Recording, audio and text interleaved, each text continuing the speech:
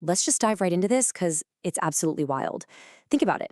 A single, temporarily paused military operation all the way out in the Persian Gulf is actively rewriting global markets right now.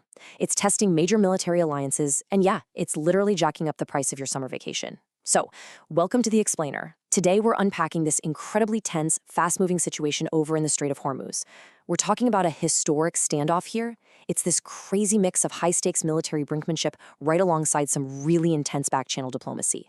I'm going to walk you through exactly what's going down on the water, the explosive regional fallout, and most importantly, why this actually matters to you. To give you a quick roadmap of where we're headed, we'll start right at the physical choke point itself, then zoom out to the wider regional battlefield and really dig into the economic shockwave hitting your wallet. After that, we'll look at the massive diplomatic scramble happening behind closed doors and wrap up with the ultimatums that are dictating what happens next. Section 1. The choke point, a blockade in the Gulf. The geographic beating heart of this whole crisis is the Strait of Hormuz. Right now, over 1,500 vessels and 22,500 mariners are literally trapped there in the ultimate high-stakes maritime traffic jam. The whiplash we've all had over the last 48 hours it's incredible. Let's look at the timeline. Monday hits and the U.S. launches Project Freedom. This was a military op designed to forcefully escort commercial ships right through the strait. Well, Iran's immediate response on Monday and Tuesday, they attacked commercial ships in the strait and started launching missiles and drones at the United Arab Emirates. Then, out of nowhere on Tuesday night, President Trump ordered an abrupt pause to the whole mission, saying they'd made great progress in Pakistan-brokered peace talks. I mean, talk about a tactical pivot in just over 24 hours. And you really see the real-world fallout of all that chaos when you look at the numbers. 11 transits. 11. That's all that managed to move through the Strait of Hormuz over an entire 2-day period. To really put that into perspective for you, the historical average is around 138 ships per day. So the drop-off is just staggering. Actually, the U.S. military only managed to help 2 vessels get through during that tiny window when Project Freedom was active. As of right now, commercial traffic is basically non-existent.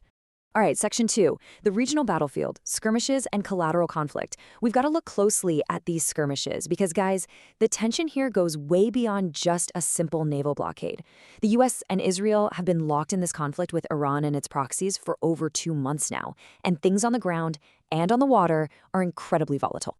Now, the crucial thing to understand here is that even though Project Freedom is paused, the U.S. blockade itself is aggressively active.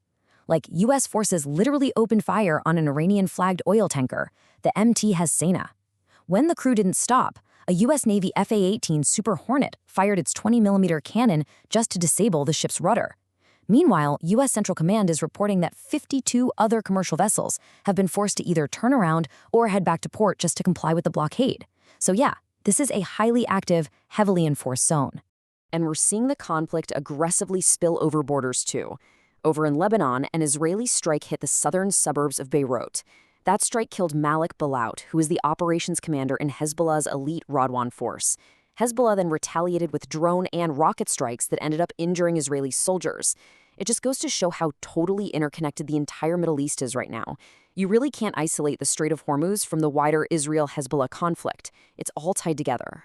Moving on to Section 3, the economic shockwave, pain at the pump and beyond. Now, you might be sitting there wondering, okay, but why does a maritime blockade halfway across the world actually matter to my daily life?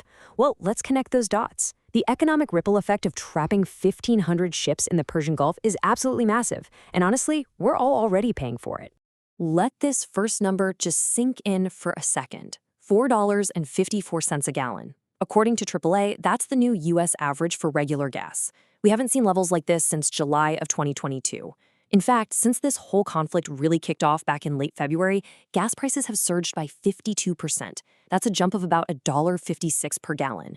And you know, even with a slight dip in crude oil prices lately because people are hoping for a peace deal, drivers are still feeling some serious pain at the pump right now. It's a direct result of these Middle East oil flows getting disrupted. But it's not just gas. The pain hitting the global supply chain is just as wild. Take Hapag-Lloyd, one of the biggest shipping giants in the world. They're losing roughly $60 million every single week because of this shutdown in the strait. $60 million a week. They're dealing with skyrocketing fuel and insurance costs, and as they've pointed out, trying to find alternative routes over land or into other harbors, it's incredibly limited. And you know how this goes. When shipping costs shoot up like this, the price of practically every imported good you buy goes up right along with it. And then there's travel. Get this. U.S. airlines dropped over $5 billion on jet fuel in March alone. $5.06 billion to be exact. That is a massive 56% jump just from February. And this isn't some abstract corporate problem. Airlines are hiking up your fares and baggage fees to make up for it.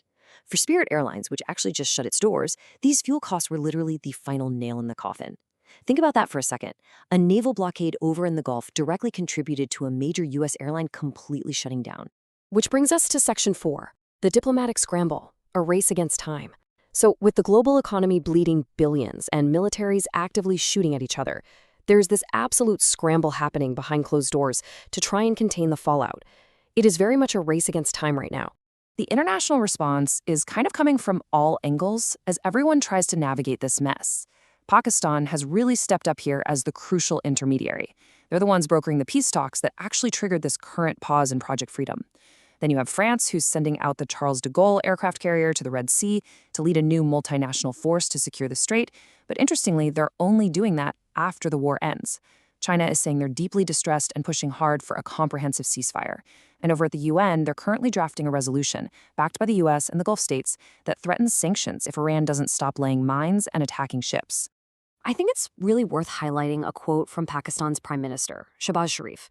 He praised the pause in operations, saying they're very hopeful the current momentum will lead to a lasting agreement for durable peace and stability.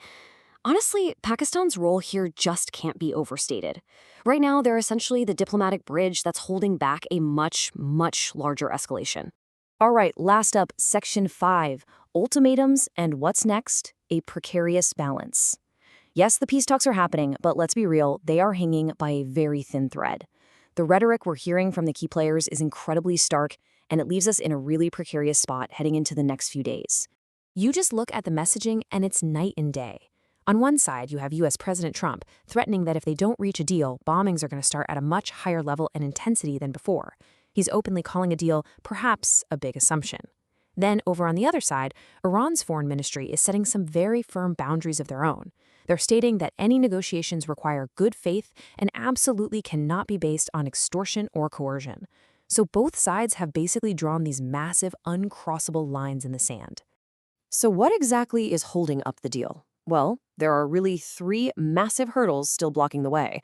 First off, you've got the ongoing threats to shipping itself and the bigger question of who ultimately controls the Strait of Hormuz. Second, the U.S. is heavily demanding constraints on Iran's nuclear enrichment program. And third, Iran is reportedly refusing to agree to any wider peace deal unless it includes a halt to Israel's ongoing battles with Hezbollah over in Lebanon. So, yeah, these aren't minor details. They are huge, complex issues, all tangled up into this one single negotiation. Which all brings us to the ultimate question here. We've got 1,500 ships trapped. We've got billions of dollars just bleeding out of the global economy. We've got militaries totally locked and loaded. So will these Pakistan broker talks actually hold? Or is the region, and really the rest of the world right along with it, bracing for a much higher intensity conflict? The next few days are probably going to dictate whether the global economy starts to bounce back or spirals even further. Definitely keep a close eye on this one, guys, because whatever happens in the Strait of Hormuz is going to affect every single one of us. Thanks for hanging out with me for this explainer. I really hope it helped clear up exactly what's at stake here.